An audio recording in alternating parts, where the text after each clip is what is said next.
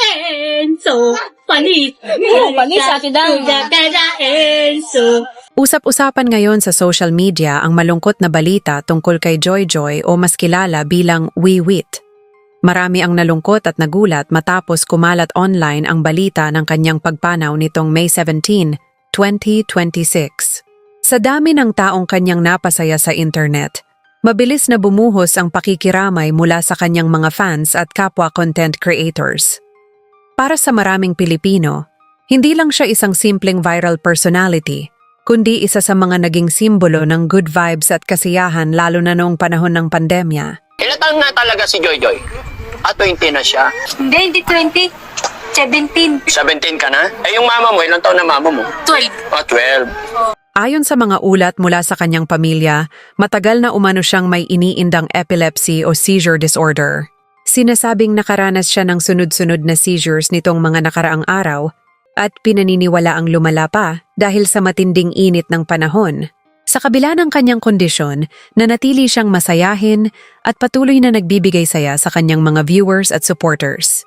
Marami ang humanga sa kanya dahil kahit may sariling pinagdaraanan, ay nagagawa pa rin niyang magpatawa at magbigay inspirasyon sa ibang tao. Nakilala si Joy Joy Wiwit dahil sa kanyang natural na kakulitan, simpleng pamumuhay, at kakaibang paraan ng pagkanta. Maraming netizens ang natuwa sa kanya dahil sa kanyang pagiging totoo at walang arte sa harap ng kamera. Ang pag-ibig, misa ng hari. Araw-araw din si Pasko lagi.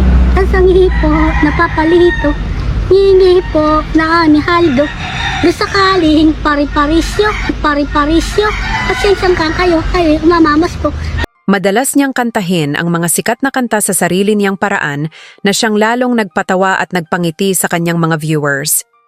Hindi niya kailangang magpanggap o gumawa ng sobrang scripted na content dahil sapat na ang kanyang natural na personalidad upang mapalapit sa puso ng mga tao. Mas lalo pa siyang sumikat nang mapanood siya sa mga vlog ni Daddy Frankie kung saan mas nakita ng publiko ang kanyang pagiging makulit, palabiro at puno ng enerhiya. Sa bawat video na kanyang kinabibilangan, kapansin-pansin agad ang kanyang nakakahawang tawa at biro na talagang inaabangan ng maraming viewers online. Noong kasagsagan ng pandemya, naging malaking bahagi siya ng tinatawag na good vibes content sa social media. Habang maraming tao ang nakararanas ng lungkot, stress, at iba't ibang problema sa buhay, isa si Wiwit sa mga content creators na nakapagbigay ng saya at pansamantalang ginhawa sa publiko. Maraming fans ang nagsasabing napapasaya sila ng kanyang mga videos at nakakalimutan nila kahit sandali ang kanilang mga problema sa buhay.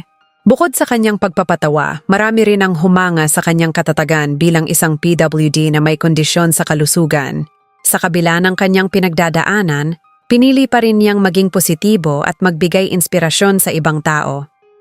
Dahil dito, mas lalong naging malapit ang loob ng kanyang supporters sa kanya at mas minahal siya ng publiko. Matapos kumalat ang balita ng kanyang pagkawala, bumuhos agad ang pakikiramay mula sa kanyang mga fans at kapwa content creators. Marami ang nagbalik tanaw sa kanilang paboritong videos ni Wiwit at ibinahagi kung paano siya naging bahagi ng kanilang masasayang alaala online. Ang iba naman ay nagsabing tila hindi pa rin nila matanggap na wala na ang taong palaging nagbibigay ng saya at good vibes sa social media. Sa kabila ng kanyang maagang pagpanaw, mananatili sa alaala ng kanyang mga tagahanga ang kanyang tawa, kasiyahan at inspirasyong iniwan niya sa internet. Patuloy siyang maaalala bilang simpleng taong nagbigay ng saya sa milyon-milyong Pilipino. Paalam, Joy Joy Wiwit. Maraming salamat sa saya at inspirasyong ibinahagi mo sa napakaraming tao.